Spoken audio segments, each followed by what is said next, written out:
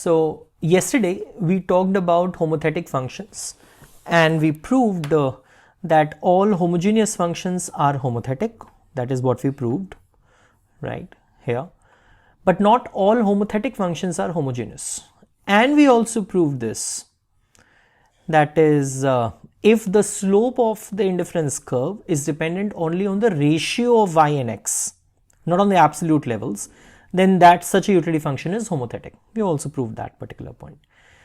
Now, using the fact that all homogeneous are homothetic, so whatever we are going to say about homogeneous, that is also true for homothetic functions, right? So, suppose if u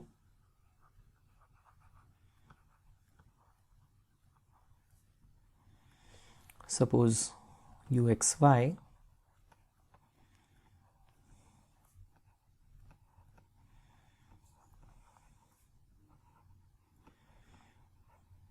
be a homogeneous utility function,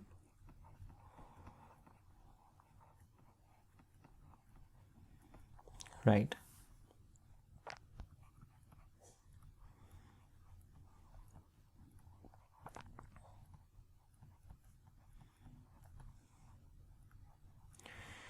The tangent to the level sets of u. When I say level sets of u, what I mean is the indifference curve. So u is equal to xy, let's say that is the utility function. But for u equals to 4 equals to xy. So I mean you're fixing up the utility and then you're drawing the indifference curve. So level sets are indifference curve here. Very loosely speaking, level sets of u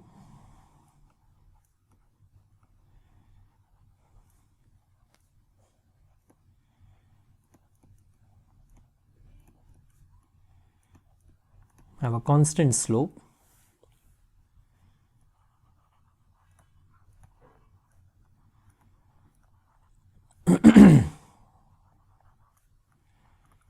along each ray from origin.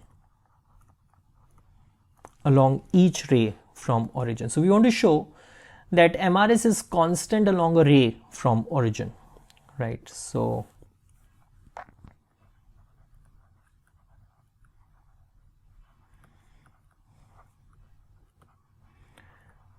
we want to show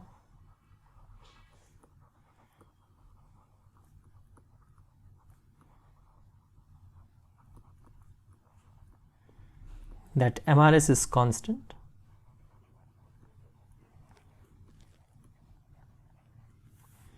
along a ray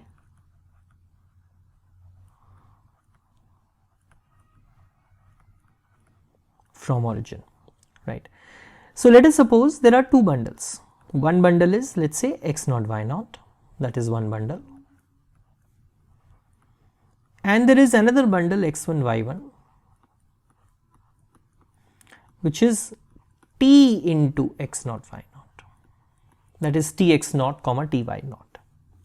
So these are two bundles, x0 y0 and x1 y1 and let these be two bundles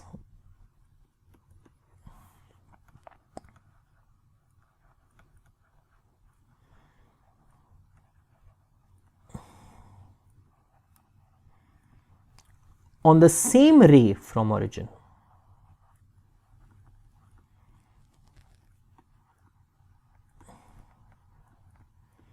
On the same ray from origin, right?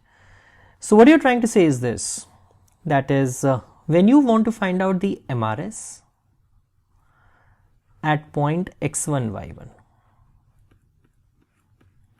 so how do you find that out? Del u by del x upon del u by del y. That's what you do. Del u by del x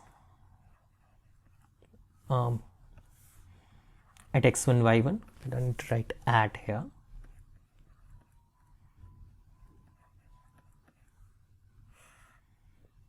upon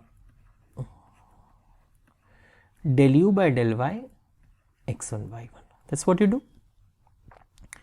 But I can also write this del u by del x x1 y1 as del u by del x. In place of x1 y1 I can write tx0 ty0 upon del u by del y, in place of x1 y1 I can write tx naught ty naught, right beta? That's what it is. Well, I hope you know this, that if the function fxy is homogeneous of degree k, then the first order partial derivative of that function is homogeneous of degree k minus 1, right? That's there. So I can write this as t to the power k minus 1 del u by del x x naught y naught whole upon t to the power k minus 1 del u by del y x naught y naught. So what you are trying to say is this beta. What is it that you have used in order to get to this point, that if f is a homogeneous function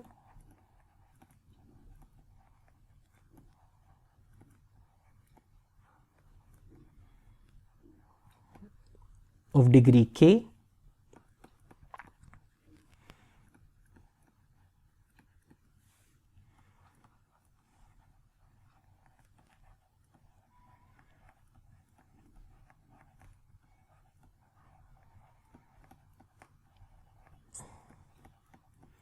its first order partial derivatives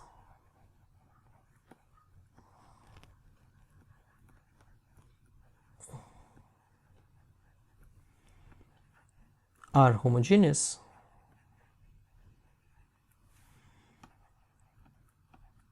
of degree k minus 1, right, of degree k minus 1. So let me just give you a quick example of this fact. So before I move further into this, so beta, you have u, which is the function of xy, is equal to xy. Let's say you increase xy as with lambda. So you have, in place of x you write lambda x, and in place of y you write lambda y, right? So what do you have? You have lambda square xy. Let us write it this way. It is lambda square xy. So it is a homogeneous function of degree 2. What about its partial derivative? Del u by del x. If you just find out the partial derivative of del u by del x, that is just y. So that's a new function, right? So I may just write u1 xy is just y out here. Well, now if you increase both x and y with lambda, there is no x out here, so it is just lambda out here. So it is lambda to the power 1 y, right? So it is what? So that's a new function. Let's say u1 dash. This is lambda to the power of 1 u1 xy. So it is, its partial derivative is homogeneous of degree 1, which is k minus 1. So when, let's say if I call 2 as k, then 1 as k minus 1. So your initial function was homogeneous of degree k, its partial derivative is homogeneous of degree k minus 1, right? So that's what has been said out here. It's as an example. So we just want to rub this up.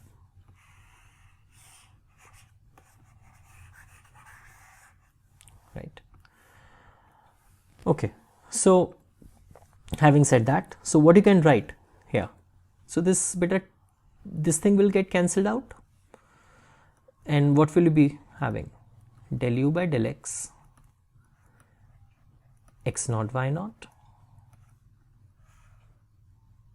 upon del u by del y x naught y naught. So you started with this beta. You started with del u by del x x1 y1 upon del u by del y x1 y1, and you ended up at here. So the MRS at x1 y1 is equal to the MRS at x1 y1. So what you have shown is that the slope of the indifference curve is equal along the ray from the origin. So the first point which you have proved is, so can I write this technically? So that is, let ux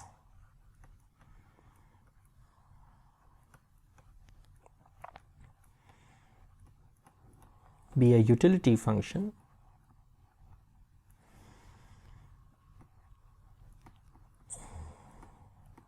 on Rn plus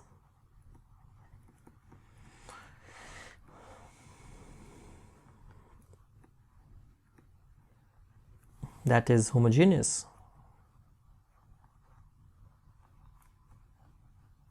of degree k.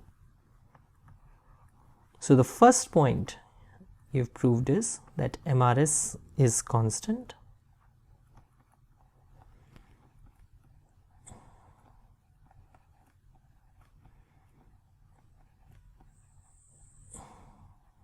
along a ray from origin.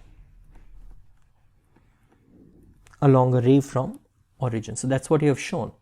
And because this function is homogeneous, so all homogeneous are homothetic. That's also true for a homothetic function. If this function is a homogeneous function, and this ux here, for example, when I say x here, so I'm not writing x1, y1, but it means the vector of x. So let's say x1, x2, something like this. Not needed to be told, but just I'm telling you this here. So I'll be writing more points out here, but let me go over to the next point. So I'm leaving some space so that I can come back to this. Okay. The second thing, suppose u xy, or you can just write ux, or you can just write uxy.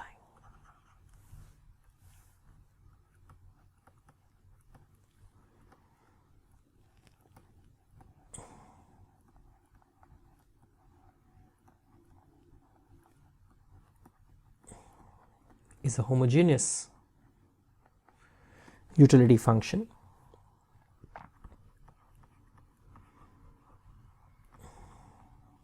let's say you fix prices at P1, P2, right? You fix the initial income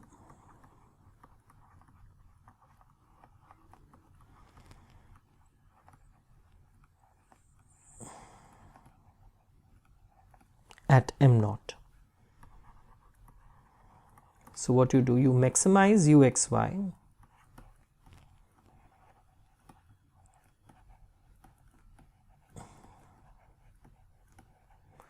subject to, like this, subject to P1 x plus P2y less than equal to M naught. So what you do is this, you take up the standard procedure.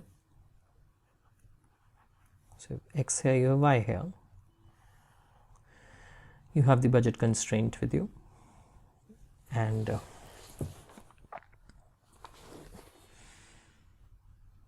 have the budget constraint with you. So if you eat everything of x, you get, you can have M naught by P1. If you have everything of y, you will have M naught by P2. This is simple, just from the budget constraint. This is the ray from origin, right? That's a ray from origin. And initially, you will be maximizing utility at point A. Initially, you will be maximizing the utility at point A. At this point, the slope of the indifference curve and the slope of the budget line are equal. So slope of the indifference curve is what? MRS, which is MUX upon MUY, minus of MUX upon MUY, and the slope of the budget line is P1 by P2, that is minus P1 by P2. So that is same. Now suppose you increase income by a factor of R. So now suppose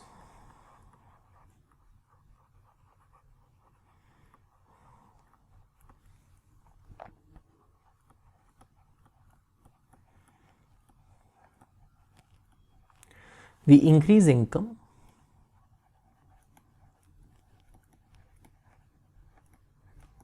by a factor r to m1, let's say, by a factor r to m1, while holding prices constant.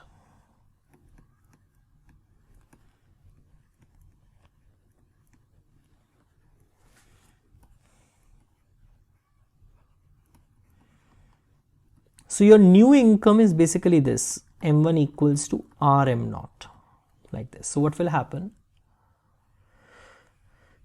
is that your budget line will shift in the outward fashion like this, and if you consume all of x, it will be m1 by p1. If you consume all of y, it will be m1 by p2, right? It will be m1 by p2. So the budget line is going to shift parallel outwards. The slope of the budget line will remain same because prices have not changed, right? The solution to the new maximization problem, it will occur at point B, let's say. This is occurring at point B, right? So since the utility function is homogeneous, this point will lie on the point where the budget line is tangent to the indifference curve out here, and this point is going to lie at the point of the intersection between the budget line and the ray from the origin. So you might write this point also, point B. Now please write, because since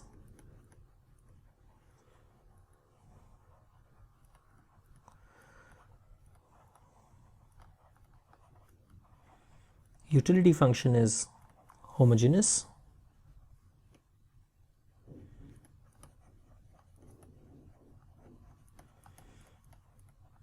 this point will lie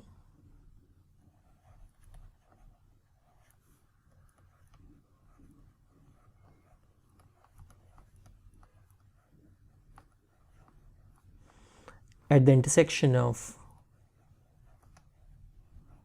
new budget line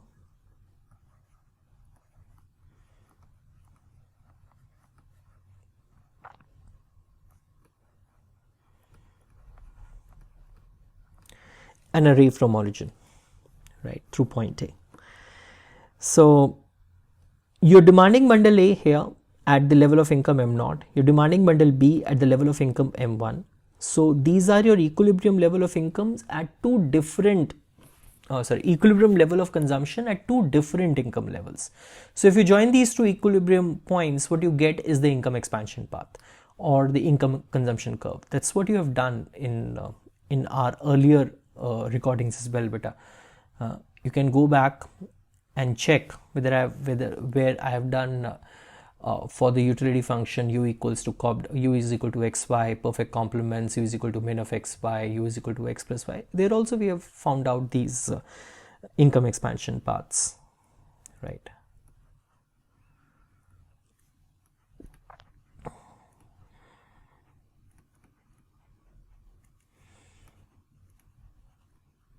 This income expansion path. So for the homogeneous utility function, the income expansion path is going to be a ray from the origin, right? So please write, for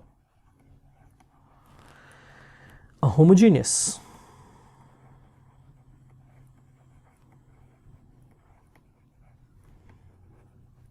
so when you say homogeneous utility function, since all homogeneous are homothetic, so for a homogeneous utility function,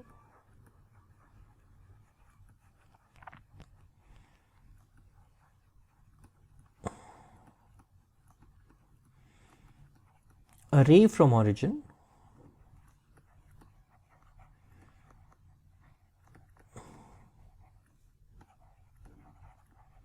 is what the income expansion path, right? Is what the income expansion path. So that's my second point in this theorem.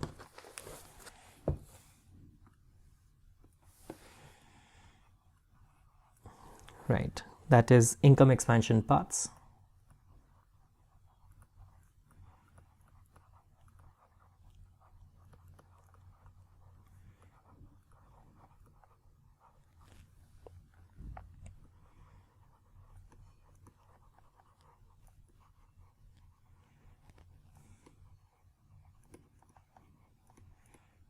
are raised from origin, right? Are raised from origin, right?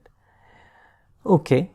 The next point which I want to talk about is that the corresponding demand curve which you get from this kind of utility function, which is homogeneous function of degree k, you will be getting that such a demand function is depending linearly on income, right? So let me just write a few points out here. Well, if you also look at the graph which you have just drawn here, so earlier you were consuming at point A, now you're consuming at point B. So, and the only thing which has changed out here while moving from A to B is what your income has increased by a factor of R. So nothing else has changed. So at point B, income is M1, which is nothing but R times the old income. Nothing has changed. So what you would also be doing is, in this kind of scenario, that you are going to consume R times of what you were consuming earlier. That's what is being said. So please write this point. Let me just write this point. Since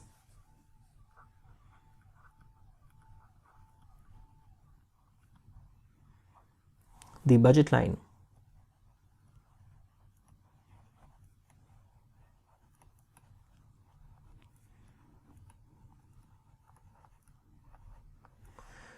moved out by a factor of R,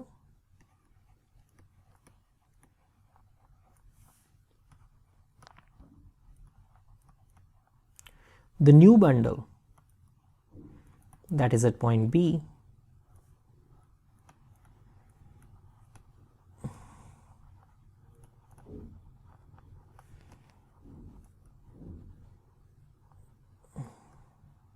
is a multiple of former one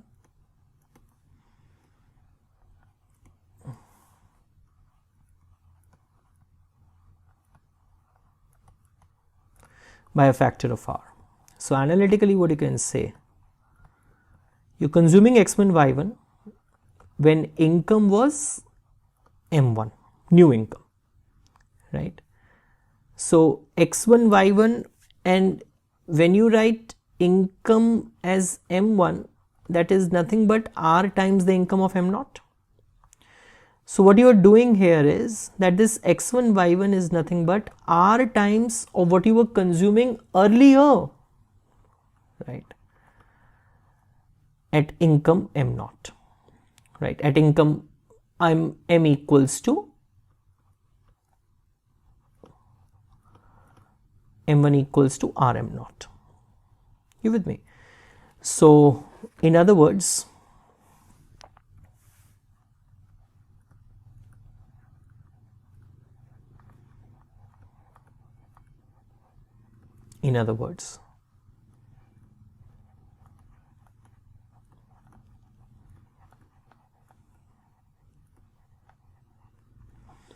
for a homogeneous utility function,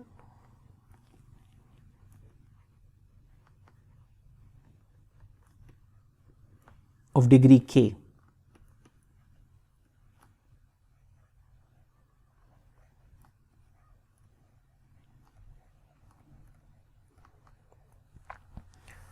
the corresponding demand function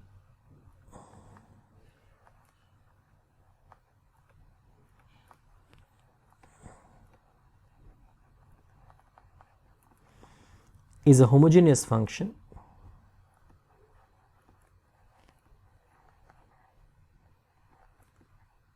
of degree 1 in income.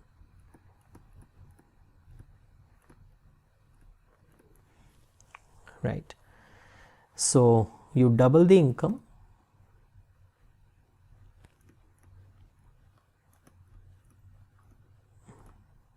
doubling income,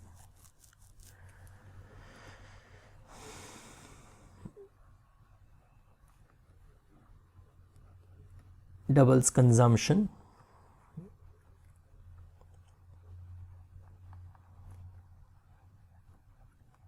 of every good, and that's true also. Well, if you just have you have u equals to xy beta. We have already derived this earlier too in the earlier initial recordings, that for this Cobb-Douglas function the demand function is x star m upon 2p1 and y star m upon 2p2. That's what you've said. Now suppose income increases and everything else remaining constant. Suppose m increases to m1, where m1 is equal to 2m. So x star is going to be m1 upon 2p1 or 2m upon 2p1, which is m upon p1. So this m upon p1 is double of m upon 2p1. Similarly, your y star is m1 upon 2p2, which is 2m upon 2p2, which is m upon p2. So this m upon p2 is double of what y star had. So doubling income, it doubles consumption of every good in case if the function is homogeneous of degree k, if this really function is homogeneous of degree k. So I can write my third point here. 1.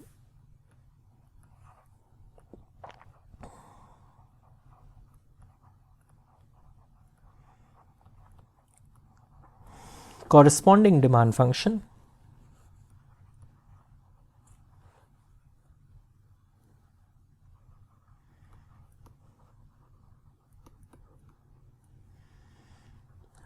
corresponding demand function is corresponding demand function depends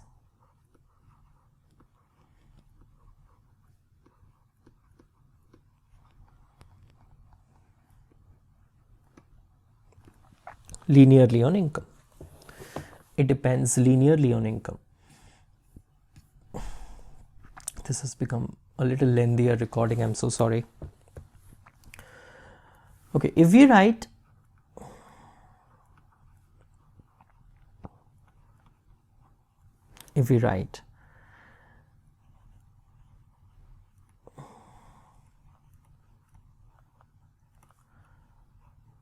demand function as a function of income,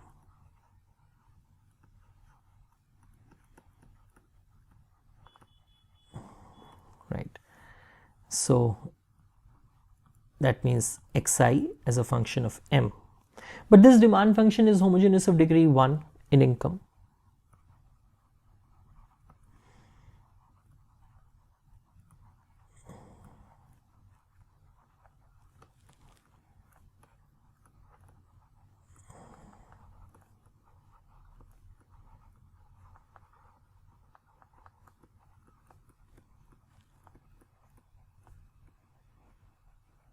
Homogeneous of degree 1 in income. So let's say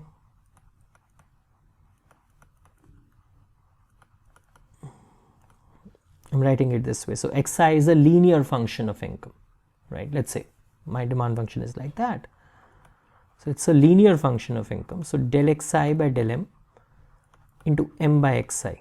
I'm finding out the income elasticity. This also you have done in the earlier recordings. Del xi by del m, that is ai upon m upon xi, ai upon m. So all of these things have been cancelled. So what you can show is that income elasticity of demand is equal to 1, right? Income elasticity of demand is equal to 1. So I can write my fourth point out here.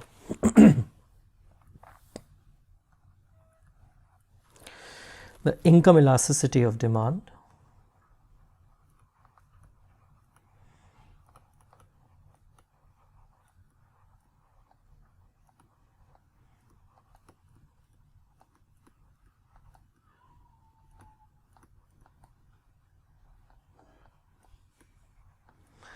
is identically equal to 1.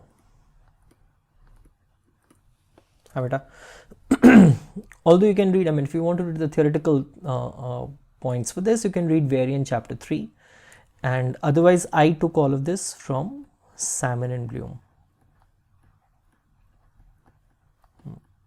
I mean, you don't have to. I've taken it from the homogeneous and homothetic functions and there's a chapter on Salmon and Bloom on homogeneous and homothetic functions, so I took it from there. So while I was making notes, I got carried away, and so I just did this. हाँ बेटा, चलो, thank you very much.